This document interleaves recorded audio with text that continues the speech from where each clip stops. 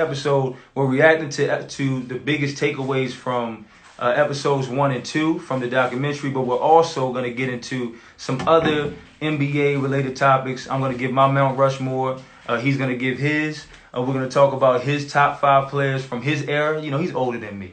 You know, so we're gonna get to the top 5. You can't tell. Can you? We're gonna get. I'm gonna look pretty good later on in life, but you know, I think I look a little better. You know, that's kind of how I do it. But so we're gonna get into my pops and his top 5 players from the 1970s, 80s, and 90s, that era. I'm gonna let him kind of speak for the old school. I'm gonna try to speak for the new school a little bit, and then we're gonna also talk about my top 5 players, his top 5 players from the 2000s on to where we are now. So we're gonna get into a few things. So I just want to give you guys that preview. So just stay tuned the whole time. You know what I mean? So that's right. Let's get right to it, Dad. So it's gonna be good. And let me see. My man said, "What's up, Mr. Carl? What's up? What's up? What's good, guys? So thanks for tuning in. And I see we got our cousin tuning in on Facebook Live. Cool, all right, so cool. Pop. So you and MJ. I want to start like this. So you and MJ actually, Mom, you kind of loud in that kitchen, Mom. We on the set, quiet on the set. Thank you. We're at home with the family, so these things happen. So Pops, you not to give away your age, but you and MJ actually were born the same year. That's right. Born in '63. I'll give away his age. Born in '63. So tell me, do you remember the first time that you saw MJ live on the basketball court? Live in living color? Live in living color, man. Okay, the first time that I actually saw him on TV was when he was playing college ball with North Carolina. And he was awesome. I saw him growing. He developed each year that he was there and ended up averaging about 20 points a game. But he played within that system of Dean Smith. So I knew he wasn't going to be a guy that was just going to come down and just shoot the ball every time he came down the court. But he got adapted to a team environment with Dean Smith in North Carolina. And, you know, it was awesome seeing him at that level. I remember seeing him live playing against the Wizards. And I was just blown away at the way he played. This is when he was on Chicago, right? When he was on the Bulls, right. Yeah. When he was on the Bulls. And I'm telling you, when he played against the Wizards on the Bulls, he treated those guys like they were kids. I mean, it looked like a grown-up playing with kids because he scored about 36 points. He might have missed 2 or 3 times the whole game. And, I mean, he just went through the motions, man. And he was like the best mid-range shooter that I've ever seen. Okay. I would definitely say that. I know right now Steph Curry is known as the best shooter ever. And I kind of support that. But it was mainly long range with Steph. Yeah, mainly with long range with Steph. But Michael Jordan, mid-range was deadly.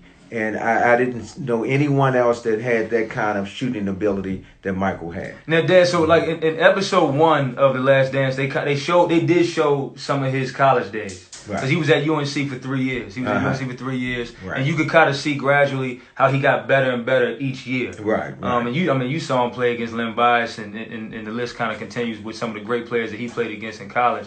But just tell me this. Obviously, you knew that he was very good in college. But did you think that he was going to jump right into the NBA, Rookie of the Year, and then pretty much just take off from there and dominate the game the way he has? And now a lot of people call him the GOAT. Did you think that was going to be the MJ that you saw? I wasn't 100% sure that was where he was going to be today. I mean, I knew he was great. I knew he was an awesome player. But, I mean, you know, he had to get in the league and play with bigger guys. And just to see how he was going to be able to, match up against those guys, I wasn't sure. But I knew he had the quickness and he had the speed and he had the ability. And once he got into the pros, after that first year when he won Rookie of the Year, I knew it was over at that point because he put everything out there and he showed his skill level and his dominance. With a very weak team, he was still able to dominate teams. One of the biggest takeaways from that first episode, man, was you remember, so he gets injured. I want to kind of set the scene for you guys. So MJ gets injured. They kind of covered this, I think, in episode 1. But he gets injured his second season in the NBA with the Bulls. Now, the Bulls, they just weren't good at that particular time, right? Mm-hmm. And he got injured. He missed a ton of games. But this is when that struggle between MJ and the front office kind of started. And shout out to my guy Malik from Higher Learning, my videographer. He said Mike's the top 5 shooter of all time. I definitely have to agree with that. I'm sure you do. In terms of mid-range, like you said, no doubt, right? No doubt. So just kind of continuing on with setting this up for you guys. So that particular season, he's out for most of that season. When he comes back, he's on a 14-minute game restriction. And it gets to a point where there was this one particular game that they had to win. They were still in the playoff picture, which is kind of crazy to think about because they ended that season 30-52, which is a horrible regular season record. I mean, nowadays, if you see that, if somebody's 30-52, they're not really making the playoffs at all. Mm-hmm. Even though there's teams in the East today who even make the playoffs with a below 500 record. So I guess that was going on then as well. But to get back to what I was saying there, they had one final game in the regular season. They had to win this game to make the playoffs. Now, if you're MJ, from the mindset of MJ, he's a competitor. So Michael doesn't care about the fact that look, we're pretty terrible, and if we lose this game and go home early, then at least we can get someone good in the draft, right? And try to just build on our talent as a team. Mike didn't want to hear that. Mike said, listen, I have an opportunity. This is my second year in the league. I have an opportunity to get this ball club to the playoffs and to compete, right? To compete against the Celtics, who were number 1 in the East at the time. And this man was going for it. But the management, this is what management did. Management pretty much said, listen, they told the coach at the time, if Michael plays a second over 14 minutes, right, you're fired on the spot. Mm-hmm. Right? So now he puts him in a situation where he's got to listen to management because he cares about his job, right? Mm-hmm. Well, MJ's like, man, coach, man, forget about all that. We're trying to win this game so we can get to the playoffs. We saw what transpired in the doc. They showed in the documentary. We saw what transpired. Where basically it's like less than a minute left. Mm-hmm. The Bulls have a chance to win the game, but Mike's 14 minutes is up. Mm-hmm. He's got to be benched at that particular point. Right. I'm sure at that point in time, management is sitting there watching the game, but they're not thinking that they about to win that game. Mm-hmm. I forgot who it was. It might have been Paxson who made the shot to basically to win the game. So he comes down and scores. Right. They come down, get a stop, and then they're in the playoffs. And now you look at a situation where the Bulls in the playoffs, 30-52 record. They're in the 8th seed, and now they're going up against Boston. Mike comes in game 1, drops 49. They lose. Game 2 drops 63 against the Celtics. Bird and the Celtics, they lose. But that kind of started something in terms of what the fans being able to see what they had in MJ. He got Rookie of the Year, and he comes out the next year and comes back from injury and does that. So I want to hear from you, Dad, in terms of what's your perspective on both sides of that coin? MJ as a competitor, wanting to make the playoffs and compete, and then GM Jerry Krause and those guys in management wanting to basically fold at the end of that season and go into the offseason knowing that they were going to be able to pick someone good up in the first round of the draft. Right. Well, it's funny that once I saw that last week, I hadn't remembered the fact that he was limited to those 14 minutes. And when I saw that, it kind of reminded me that, man, this guy is awesome because he was willing to put himself on the line to go after the prize. He wanted to get in the playoffs. And the reason why is because he knew once he got there, he was going to be able to play against the best. Yep. He wanted to play against the best no matter what. And he wasn't willing to throw a season just to try to get a top draft pick. That was not what he was about. Mm-hmm. That's why I like him. He was such a competitor that he wanted to show his talent against the best of the best. And as you see, he got to destroy Boston. The only reason Boston won was because they had better players on their team. Hall of Fame. But I mean, he treated those guys like they were kids. And, I just want to send that out to my cousin Melvin because I know he's a big Boston fan. He destroyed them.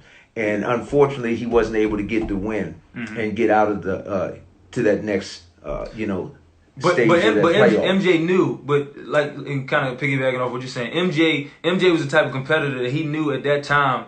Larry Bird and Magic Johnson were pretty much running. They were just running the NBA. Right. Mm-hmm. They were running the league at that time, and he wanted to go up against the best so he could say, okay, let me see where I measure up against the best in the NBA. Right. So that was his opportunity to do that. But can you understand on the flip side of that? And I'm sure my guy Frank will respect this because we've been talking about this in our group chat since last Sunday when it first aired. Can you understand where management is coming from in terms of, listen, we're 30 and 52, we're not a good team. Right. We have MJ, but we want to put some pieces around him so we can maybe see ourselves move up in the ranks next season. I definitely understand that. I definitely understand their thinking there because just think that was 2 years, right? And I'm not sure if they made the playoffs the years after that.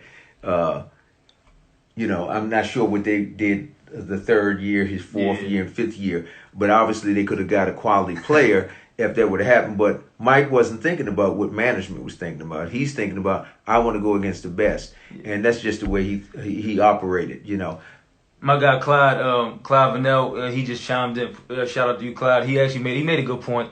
Clyde said, "Look, man, you cannot blame management for that decision they made in '85.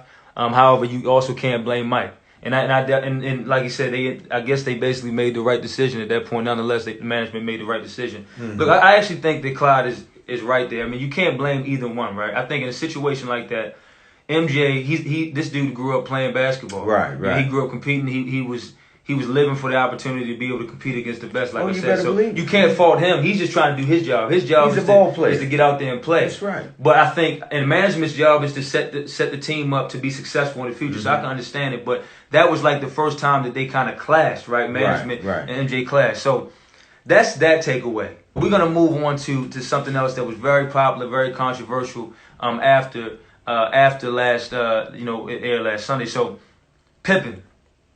I gotta talk about my guy Scottie Pippen. A lot of love and respect for Pippen, but this has been an interesting conversation for the past week. So, for those who don't know, Pippen in 1991. This is before this is going into the 91 season before they won their first title, right? Pippen signs a 7-year deal for $18 million. Okay, now, and there's a lot of controversy surrounding not necessarily the price tag on the deal itself, but the length of the deal. That's 7 years. That's a long time. Nowadays, we see 1-year deals, 2-year deals, 3 and 4. You don't really see 5 at the most. You don't really see these 7-year deals. Now, MJ, he had an 8-year deal for $25 million. So you just don't see those deals anymore, right? But in 91, Pippen signs his deal. Okay, now you have. The owner told him, the owner at the time, he's still there, Jerry Reinsdorf, and his agent at the time. And I didn't know this right away, but I found this out, the days after the doc aired last week. They advised him, Pippen, you do not want to sign a deal that's 7 years. You just don't want to sign a deal that is this long. It might not work out for you in the future. But Pippen, his mindset was, listen, I have back problems right now. And my career might not last as long as it ended up lasting, right? He had back issues at the time, and this is a guy who came from a small town. He pretty much came from nothing. His family was not wealthy, and he wanted to make sure that his family, and the people in his corner were going to be taken care of long term. So I can understand why he signed a deal. And at the time, you got to understand the revenue in the NBA was different. He was making over $2.5 million per season. And starting in 91, and at that time, matter of fact, when he signed that deal, that made him the 16th highest paid player in the NBA, right? I think at that time, Larry Bird was the highest paid player in the NBA. He was making less than $8 million. But Jerry Reinsdorf, the owner, told him, listen, Pippen, if you sign this deal, do not come back to me later on trying to restructure, because you gotta understand the revenue ended up changing. As we all know, the revenue changed. In the league, and the salary caps changed, everything changed, and all of a sudden, Pippen finds himself in 97 looking at, I saw a chart that popped up on ESPN last week where they basically showed MJ was making over $33 million that particular season, and then Pippen was like the 6th highest paid player on the Bulls, and he was like the 122nd highest paid player in the NBA, which is horrible for a guy who's arguably at that time was like a top 5 player in the NBA, right? But you have a lot of different people saying different things. What did you think? What did you think about Pippen, his reaction to it, and basically wanting to pretty much just sit out, and then I think he requested the trade. What do you think about all that controversy surrounding that deal? Well, I think it was not the best deal. but obviously he had the back problem, and I guess the medical professionals had made him aware of how serious it was, because as an agent, I would have wanted to get in there and really find out how serious the injury was before we sat down at the table to make that agreement, because 7 years was definitely too long, especially when he was just getting with Michael and they were just getting better and building. He had to know, I would have thought he would have known, and the agents would have known, that the revenue was going to start to go up, and his opportunity to make more money was going to be greater. Now, obviously, around that time, Michael was only making about $3 million. So he wasn't making much more than, Mike wasn't making much more than he was prior to that. He just had the big Nike deals, and that's why he was cool, because I remember we used to talk about it, when we used to talk about the endorsements and how much money he was making, and his salary wasn't a big deal. But I think that Pippen should have negotiated better. I think that he should have taken the advice. But obviously, if he was concerned about his family and wanted to make sure he stretched that money out as long as he could have, which was 7 years, I understand he wanted to take care of his family. I mean, they came from nothing, and then to be able to walk away with, after 7 years, with $18 million, that may have looked good back in the day. And like Malik said, he just said it best. 18 million at that time, 18 million in '91 was $18 million. Exactly. And like Frank, and it's guaranteed, because if he got hurt, he's still going to get that money. So he wanted to make sure he guaranteed getting that money. And 7 years was a long time. I remember years ago, I don't know if y'all remember, Magic Johnson signed a long-term deal, like 10 years or 20 years for $20 million. And when that happened, I was like blown away. We were thinking, oh, that's a lot of money. But I'm thinking 20 years, that must be him trying to get into management and staying on the books I didn't even know with the Lakers. I don't know if they restructured that, which they probably did.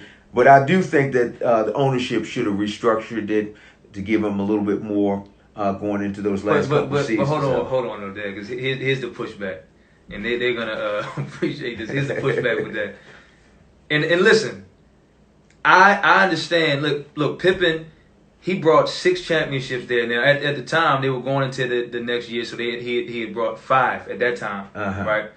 But the thing about it is, these guys are businessmen, and we know that, unfortunately, and I hate this about business, but it's true, there's really, you don't see much morals in business. You don't see a lot of positive values when it comes to business. You signed a deal. And I think that's the way that, and I'm not a fan. Listen, I'm not a fan of either of Jerry Reinsdorf or Jerry Krause. God rest his soul. But he signed a deal. Pippen signed a deal, and just like you were saying, just like Frank said, if he would have got hurt, let's say he got hurt in '92, '93, they still would have had to pay him, for the remainder the remainder of that contract. So, if he would have got hurt and that would have happened. What if they would have said, well, listen, is it fair for me to sit here and pay you another 5 years and we're not going to see you on the court at all? We can't benefit from your potential or from your talents. That wouldn't really have been fair. So I kind of pushed back there, because to ask him to do something out of good faith, like MJ was saying, MJ said it in the doc, Pippen was trying to force Jerry Krause's hand. He was trying to force him to restructure his deal in '97, and he said the thing about it is Jerry was not going to do that.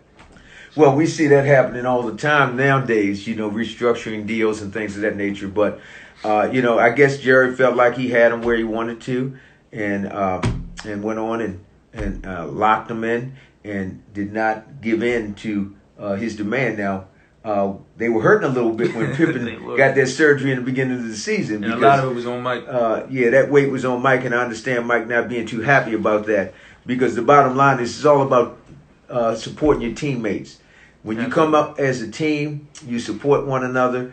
But nowadays, unfortunately, the money is always playing a part in that. And that's the unfortunate thing about professional sports. My guy Briscoe at Must CTB. He just said something that I think is really true, and we kind of talked about this week. He's basically saying here that what Pippen should have did was he should have renegotiated his contract when Mike left the first time. Because you remember, after the first three-peat, Mike left and he went to do the baseball thing after his dad passed, right? And that would have been a perfect time. I said this to you. That would have been a perfect time for Pippen to say, okay, Mike's gone. I'm still healthy. I've contributed to 3 championships here. If I go, you guys are really in a bad situation because MJ's gone and now I'm gone. That would have been a perfect time for him and his agent to walk into that office with the owner and say, listen, I'm going to go and shop some other places unless you guys do the right thing and pay me more. Restructure my deal, and then he would have got the money that he wanted at that particular time. What was the money like around that time? Though? In '93, now that's the thing. I don't know what the money was like in '93. Yeah, it all depends. But I'm just saying, if you sign something in '91, I'm sure a couple of years after that, I'm sure you're starting to see that some things in the economy are just starting to change. And some of the things with the revenue stream in the league and their deals with television and all of that was starting to change. And really, that kind of falls on. I feel like that falls more on the agent. Yeah, because they're the ones that's supposed to be kind of seeing that coming, like foreseeing some of those things happen in the future, and then sitting down with their client to talk about those things. But now Briscoe makes a great point. That would have been, in a perfect world, that would have been ideal. Oh yeah, that would have been a perfect time to renegotiate. Right. That's why I said the agent was the problem. His agent should have been on top of these things. That's why he's hired. That's why he's paid what he's paid. Now, obviously, he got him the money later. After he finished that contract, thank goodness he ended up getting about 60-some mil. So that was good for him. And Briscoe even said to follow up, he said especially that would have been a great time to renegotiate because when Mike left, and I didn't even realize this, the Bulls still won 50+ games. They sure did. Yeah. And Jeff, my guy Jeff said here, you're right. He said, yeah, Magic signed a 20 deal for 25 years for $25 million. Oh, man. That's crazy. That's kind of wild. Since we're on the topic, guys, since we're on the topic of management, we're going to keep that going. Pops, I want to set a different type of scene. So let's fast forward. We're in 97, right? The Bulls just won their 5th title, okay? Their 5th title in 7 seasons, to make that sound even better. They had just won a title before that. So now they have a chance to three-peat going into a new season, right? Going into the 97-98 season. Now, many would say this. Many would say on the surface, when you look at it on the surface, why? Not even just on the surface, people internally too. Why end a dynasty like that prematurely? You're talking about a historic dynasty, a three-peat, and now they're looking at a potential second three-peat in the course of 8 seasons. Why break that up, right? Why break that up? At that time, MJ's mindset was this, and you heard it in the press conference after they won the title. And it's sad that you're in the midst of celebrating a championship, and you have to sit there and answer these type of questions. But that's how the media is. But at that time, MJ's mindset was this: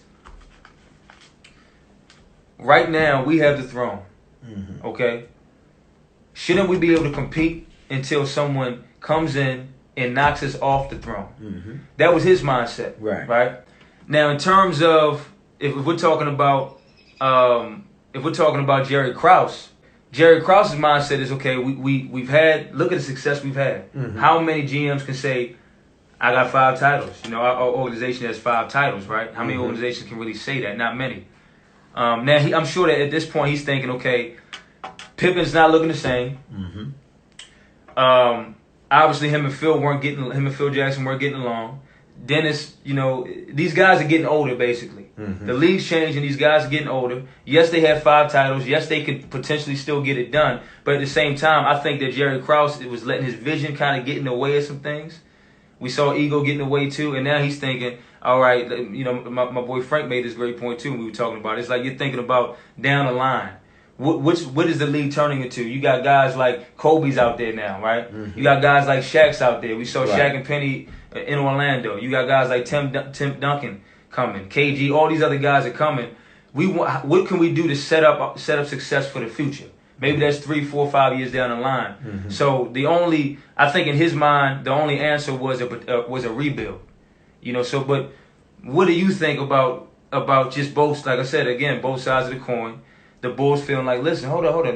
They haven't knocked us off yet. We still have the throne. We're the defending titles. We're the defending champions. Let us defend our title. What do you think about that opposed to management who's thinking about down the line and trying to rebuild so that they can have some success maybe in the early 2000s, maybe. Well, I personally think they should have worked it out to let them defend their title because number one, which they did. They ultimately would've, did, right? Well, they won the 6th title. Yeah, but that was it. Yeah, but I'm talking about this. The stuff I'm talking about was happening before they won the 6th title. So I'm saying after they won that 5th title. Oh, okay. You know? But I mean, they were only giving them that 1 year though. Yeah, that's true. To defend that title. That's true. But then they won the 6th title, and it already was agreed that they weren't going to even have another year. So, obviously the management didn't know for sure that they were going to win that 6th title. So they wanted to move on. Obviously, management was unhappy about not getting a lot of the credit for the success of the team. And, they were getting the credit. They were getting paid. They were making the money. Matter of fact, Jerry Krause won Executive of the Year a couple of times, if I'm not mistaken. So he was getting recognized, but it was no need for him to feel that way unless him and, the coach just didn't get along. So if you don't get along with the coach, I understand. After a while, things are going to have to break up. But as you see, the coach went on to go to another team and win 5 more titles. I'm always laughing because Frank always wants to jump to what was going on in terms of how they treated Jerry Krause. Now, do you think? Now we saw the footage. Right. We saw some of the footage. Now I think the footage was kind of one-sided because we don't know what Jerry Krause was saying behind the closed doors. But Frank's thing is like, listen, these guys were calling me fat. They were making jokes at me. They were giving me a hard time every time I was on the job. Why was he going to do things? I guess why would a person that's getting that type of treatment try to do something to keep that? I think what we saw, based on what we saw how they were treating him after they already knew that he was not going to sign them up to play another year together. They had already made the decision for the coach to leave, right? If I'm not mistaken. It depends on where that footage was. Phil was going to be gone after that. If he already knew he was leaving and they were angry about that, and they were joking with the guy, because you could tell it was kind of a joking type of way they were approaching him. But you don't know how the guy was dealing with them on a regular basis. And so, I said that, yeah. Even though the guy kind of looked a little weird, come on, be honest about it. Now, hold on, listen. Now, listen. Obviously, whatever he was trying to do, that whole rebuild, because he ended up retiring in 2003. So, and then you've seen what's happened since then. And I understand. Listen, for people who are still diehard Bulls fans, like Frank, Drew he's a diehard Bulls fan. I'm not. God bless you, man. I left him when they dogged my boy Jordan out. He stopped watching basketball for a couple years after that.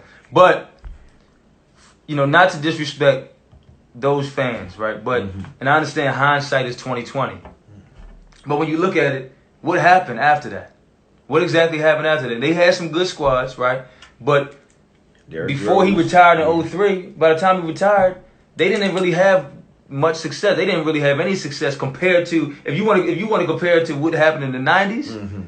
Oh my goodness, from 98 after they won the title in the 97-98 season, from then until 2003 when Jerry Krause retired, what happened? Now I understand after that you had Derrick Rose, you had Jimmy Butler, you had Joakim Noah. Right. And if it wasn't for Derrick Rose, you had Coach Thibodeau. Injuries, yeah. So I understand they had a few really good years. And when I think that was 2000, was that 2012? I think somebody can correct me if I'm wrong. That was 2012 when I see Jordan Gregory laughing. That was 2012 when D Rose was just looking. I mean, that dude was looking like he was about to take over the league for a little bit. He was the MVP. Right. So I understand that they had it. They were looking good. They got to the Eastern Conference Finals that one year.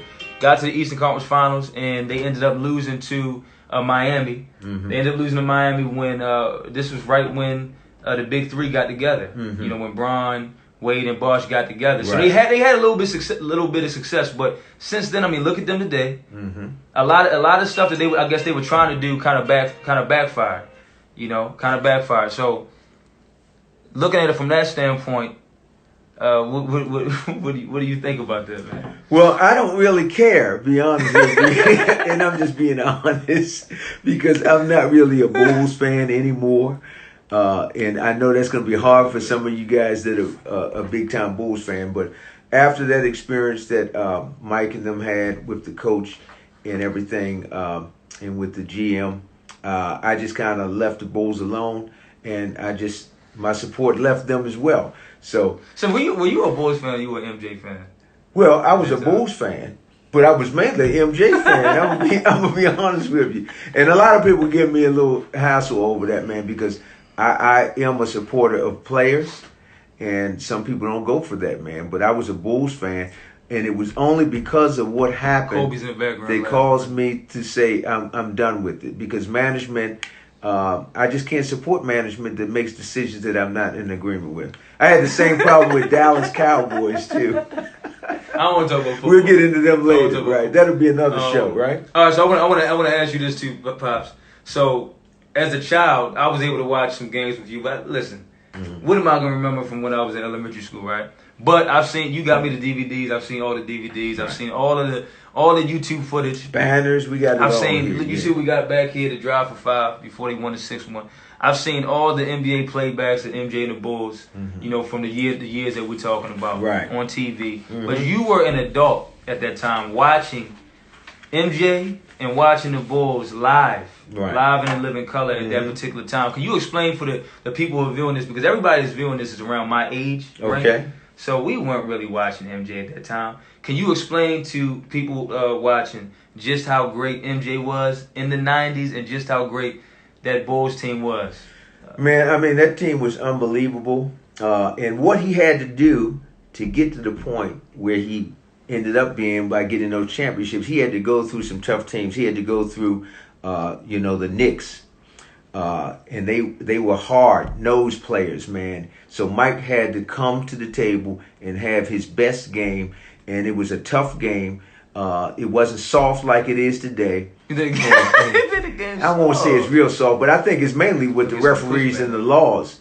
You know, the referees and some of the rules that changed. I think that's why it's a little softer. No hand checking. Because now you got guys out there, man, that try to get a three-point play. They jump into the guy or they fall down if their foot kicks somebody. So I'm not all for that type of ball.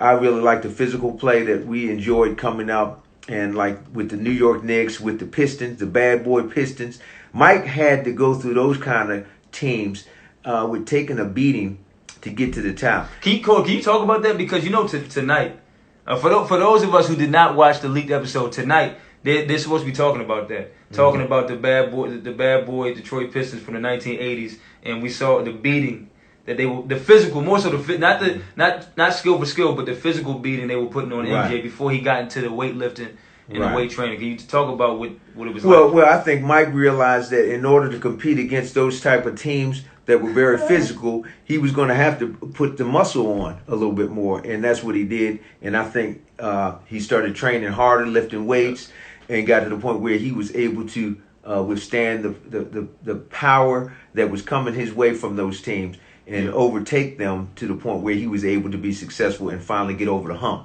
Because it took a little while before he got over the hump with the Pistons, man. That was a battle. And Briscoe saying, "Don't forget about my Knicks." Oh, I said the Knicks. I said Patrick Ewing and John Starks. Oh, man, they were bad boys, man. Daniels. He was an excellent defensive player.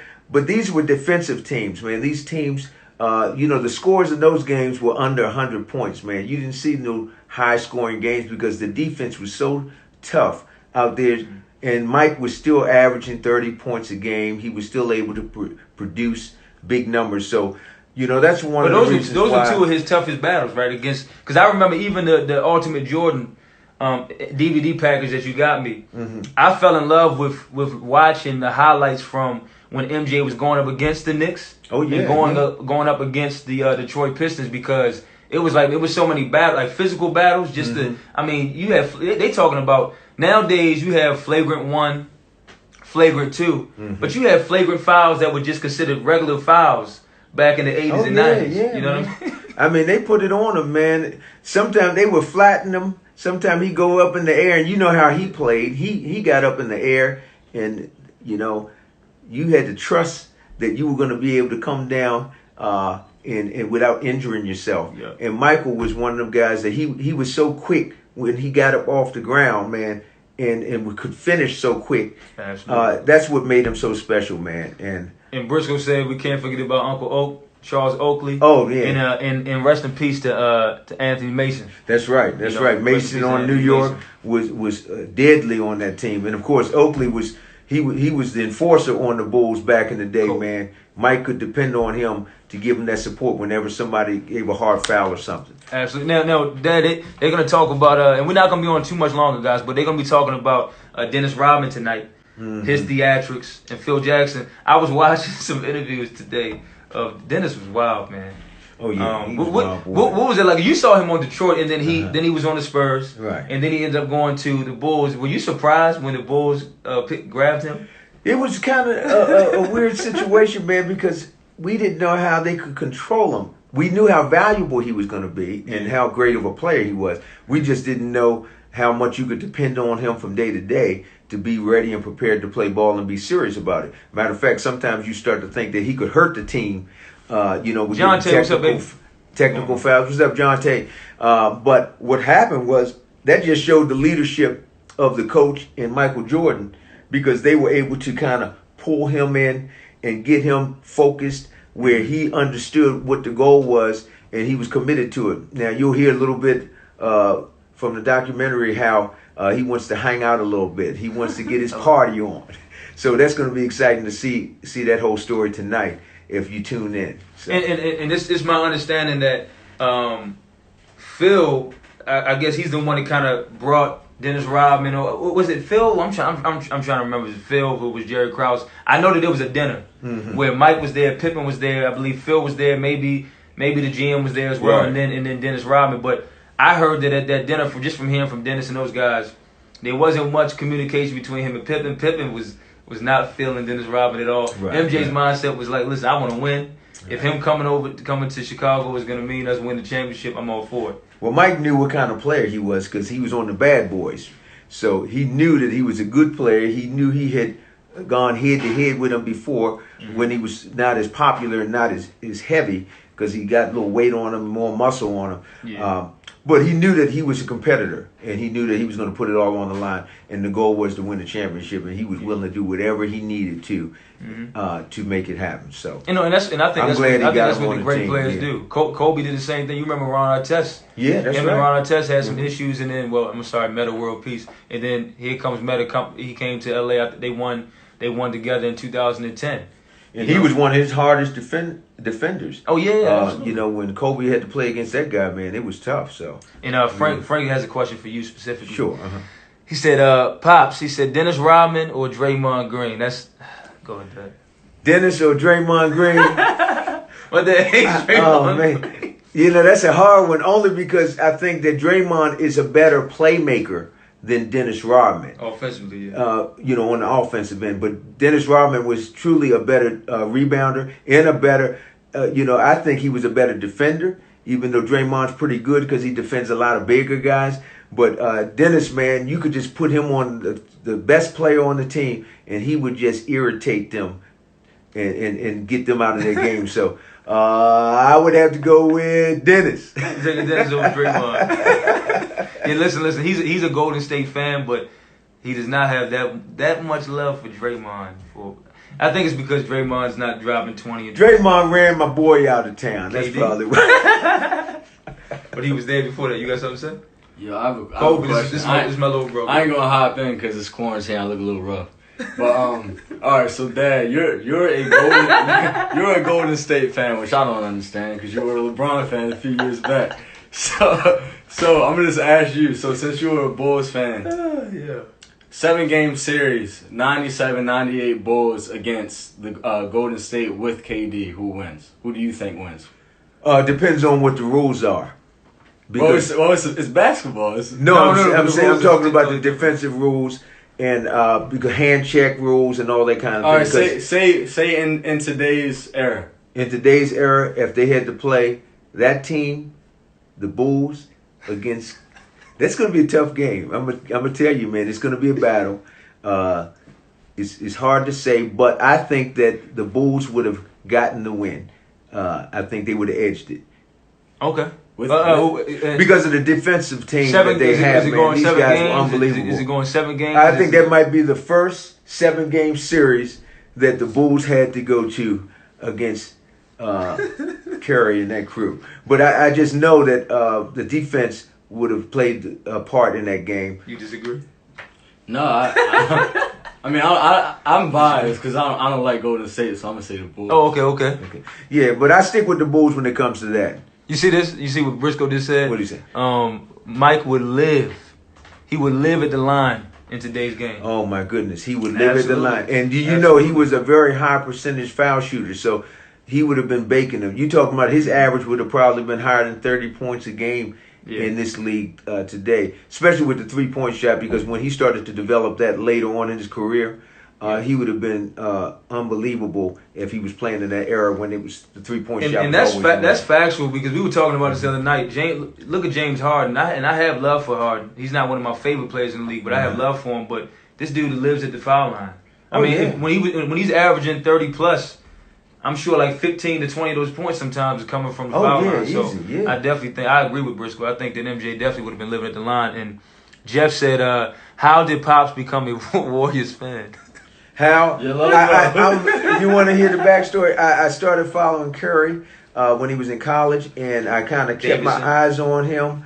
And the Splash Brothers, when they got together and started draining, because at the time I was kind of out there, man, just kind of searching for a team to support. Because, D Wade was my boy, and then he brought LeBron over there in Miami. And, of course, they did their thing for a couple of years. But after LeBron left, I kind of was out there looking for a team to connect with, and Golden State. Was you a fan of them when Mark Jackson was there? Yeah, I was supportive of them when Mark Jackson was there too. Yeah. Okay. So, Pops, and of course, if you go even further back, Philly. I was a big Philly fan when Dr. J was there, because Dr. J was my man before Michael Jordan came in the league. So I was a Philly fan for years. Of course, Moses Malone. And that crew, Maurice Cheeks, Andrew Toney. Matter of fact, that was my nickname when I played. Andrew, Tony, shooting them J's from all over the place. How about Barkley when he was in Philly? Well, Barkley, he came to Philly after that team had done all their damage. So that's why Barkley don't have a title, because he came there and they had broke the team up, and a lot of those guys had moved on and they were up in age. So. We got some guys chiming in. What's up, Book? Oh, my man Steve at Truth Stories. He has a question for you. Sure. He said, "So Pops." Hold on. He said, "So Pops, what you're saying is you're a bandwagon."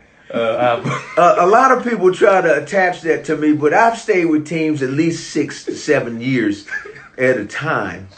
But you have to understand the backstory. When you're with a team, and then when the team breaks down and when management goes south on you, what happens, man? I like to look at good basketball. I can't sit around like some of these Boston fans that have stuck with a team for 15, 20 years without a championship. I mean, they got to give the fans some love too. Hold on. Are you still a fan of Golden State? Because I remember there were plenty of times this year. Usually this is what happened. As you can see, I got my yellow and purple on. I'm a Lakers fan, so we'll call each other throughout the season. If my Lakers are playing, he'll call me. If his Golden State Warriors are playing, I'll call him. Right. But for some reason, when I would call him this past season, he would either not pick up the phone, or when he would pick up the phone, I would say, "Your boy's on." He said, "Who?" He said, "No, my boys." No. He was getting mixed up. What was on was Stay with the Lakers now, my guy. What was on was the bench team. Show. Yeah, that was the bench team, and they were getting those guys, acclimated. Frank said, "Pops, don't worry, you don't have to explain yourself to us." Okay, he's coming to your defense. Hold on real quick before we get into the next thing. Jeff says, so 76ers back in the 80s, Bulls 90s, Cavs in the 2000s, Warriors in the 2010s. What about the 2020s? No, it wasn't the Cavs. No, hold on. He said, what about the 2020s? Who you got? It wasn't the Cavs. No, it was Miami Heat. And that was only for a few years. Because, you got some time frame in between when guys are boring, when the teams are not playing good basketball. All right, so IG is gonna probably kick us off in like 12 minutes. Okay. So I want to get to. You want to get those tops. I want to get into the conversations about our Mount Rushmores and all that. So cool. I'm gonna start off with my Mount Rushmore guys, and then my dad's gonna go, and then we're gonna get into a few other things to close out. So this is my Mount Rushmore, this is like an overall Mount Rushmore based on. I'm not trying to be biased. This is based on the basketball that I've seen a lot of in my lifetime, right? So I'm not gonna sit here and act like I was watching basketball in the 70s. I wasn't here. 80s, I wasn't here. And I was born in 90, but what did I know in the early 90s, right? So this is my Mount Rushmore based on what I've seen. And the reason I could throw MJ in there is because I have watched a lot of MJ, footage that was I'll give you previously recorded. I'll give you that. All right, so this is where I'm going. In this order, I got MJ, Kobe, rest in peace, LeBron, and then I'm going with Shaq. That's my Mount Rushmore. Okay. I would love to hear you all's reactions to that. Okay. I'm gonna let my pops go and give his Mount Rushmore as well. And of course, we can offend a lot of people because of the different generations that we had come through the league. We're not worried about it. And I can easily have a couple of Mount Rushmores. But one thing I can tell you, I didn't ask you. I asked you for your overall. I'm going to give it Mount to you. Rushmore. I'm going to give it to you. Michael Jordan, LeBron James. In this order? In this order? No necessarily. Well, Mike is always the number one guy. Just let me get that clear, though. All right. You said LeBron. I would have to go with Magic Johnson for what he was able to do for the game. Okay. And I'm in between going with Kobe or Kareem because Kareem was unbelievable in what he brought to the game. It was a shot that he created. Of course, you all know the sky hook. Nobody could defend against it. So I would have to put him over Kobe only because Kobe was, right behind Mike in terms of what he was able to accomplish. And I love Kobe a lot. Don't get me wrong. But if you had to choose four, I would have to go with those: MJ, LeBron, Kareem, and Magic. I like that. You got that written down. That's good. Your top 5 players between the 70s and the 90s. Okay.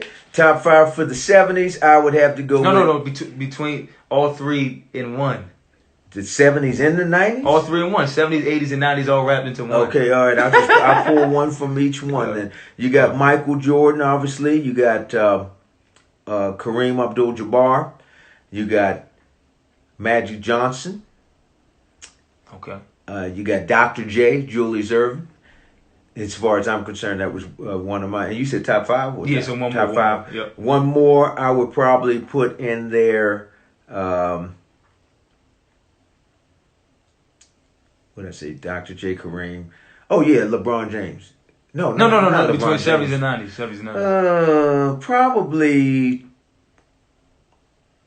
Charles Barkley.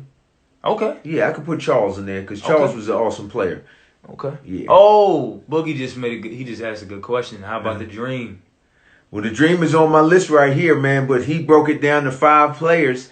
But if we were talking about those 10 years, the Dream was on my list because I could go with the Dream. I could go with Moses Malone. A lot of people, y'all might not know about Moses Malone, but check out his stats. I think he won 4 MVPs during his career. I think he only got that one title with Philadelphia. I see you have Karl Malone on here. Yeah, Karl Malone, great player. And Frank, he didn't forget about Larry. He had Larry. Larry's on his top 5 for the 80s. Yeah, he was on the top 5 for the 80s. But across the board, when you're breaking it down to 4 players in 30 years, players, that's kind of hard to do. Not in my opinion. All right. So I'm gonna give my top 5 because we got like 8 minutes left. I'm gonna give my top 5. Is this top 5 for this generation? Yeah, I'm gonna give my top 5 for the 2000s, from 2000 on to 2020. Okay, gotcha. This is my top 5. I got Kobe at number 1. I got Shaq, AI 3. I got Bron 4, and I'm going with Kevin Garnett for my 5th. But I also want to say my honorable mention, because it's very close. My honorable mention would be T-Mac, Tracy McGrady. Mm-hmm. Gotcha.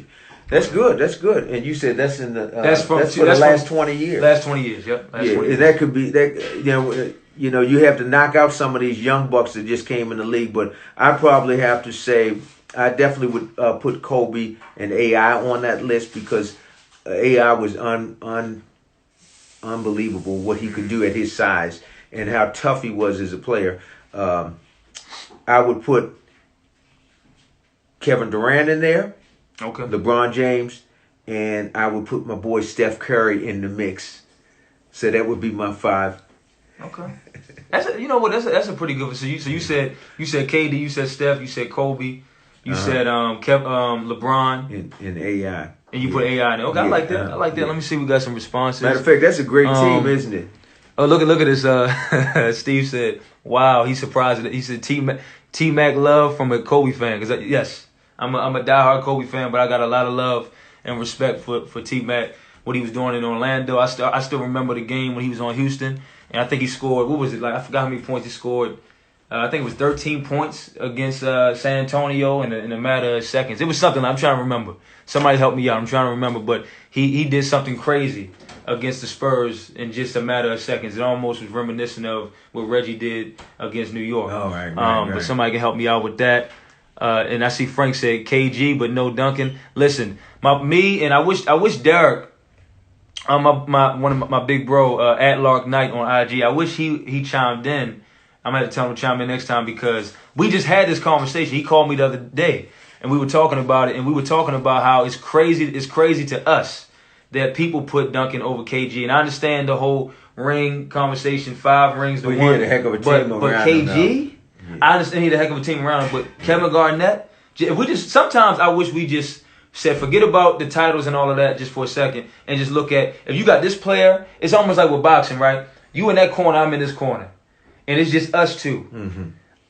If that's KG versus Tim Duncan, I'm sorry, man. I'm going KG. Well, the only way you can really lock Hey, Jerome. What's up, Jerome? You can only lock that down is pull up the stats when they played against one another. We can do that. I don't know if you can do it right now, but that's a good way to see how the matchups work because they did play head to head a lot. Yep, that's true. So no love for no. I think my man's asking you this. What's that? No love for AI because I put AI in my top 5. I have AI. No, but I don't think you had him in your top 5. Did you have him in your top 5 for the last 20 years? Yeah. That's, okay.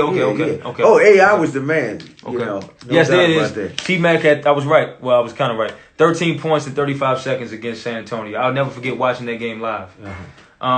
We only got about 4 minutes left. So, and then okay, Boog, yeah, Patrick, you on definitely got to show some love to him. Yeah. But I don't think if you're talking about the 90s, but if you're talking about 70s, 80s, 90s, if you break down 70s, 80s, 90s, 2000 in 10-year increments, I think we could better give some of those guys some love because they're all great players, man, and you can never have enough space to put some of these great players in. And you're right, Steve. KG was a force, man, across the board, offense and defense, absolutely. You guys provided some great commentary, great questions, but be ready to chime in. Live and in living color and talk and debate with my pops and I for the next episode. Let me see. Besides Hakeem, KG opened up the lane a little more for scoring. Big men on the inside and outside. I definitely agree with you. Mm-hmm. Absolutely. Yeah, that's true. Absolutely. Anything you wanna leave the people with before we get to? Well, one thing I do want to say is, I'm not a band bragging jump. You were trying to defend that for some years ago. But will tell you that I love great players. Thanks, I Frank. love great teams, and I've got to see so many over the years, man. And it's just a blessing to have known so many great players, and still after seeing all those great players, is still one man that stands above all of them, and that's MJ. Kobe said Pistol Pete. That's a story for another day. It's a joke, but it's a story for another day. Guys, until next time, thank you for tuning in to episode 1 of Like Father, Like Son. We'll be back for episode 2. Those details will come soon. And the content from this, we'll keep that going. I'll be populating that on. Go over to the Intern _Media on IG and check me out there. You guys made today felt like some comedy, man. This was fun. Yeah, so a lot of fun. We got like less than a minute left. So tuning in, guys. Absolutely. We got a minute and 25 left. Real quick. Hey, another thing we're gonna talk about that we should talk about next time, because you're crazy. We were talking about MJ versus Kobe. Both of them at the height of their games, 1-on-1, best of 7. We're not gonna get into it yet, but we're talking about that. We're talking about that in the next episode. That's an easy answer. Be ready for that. No, it's not.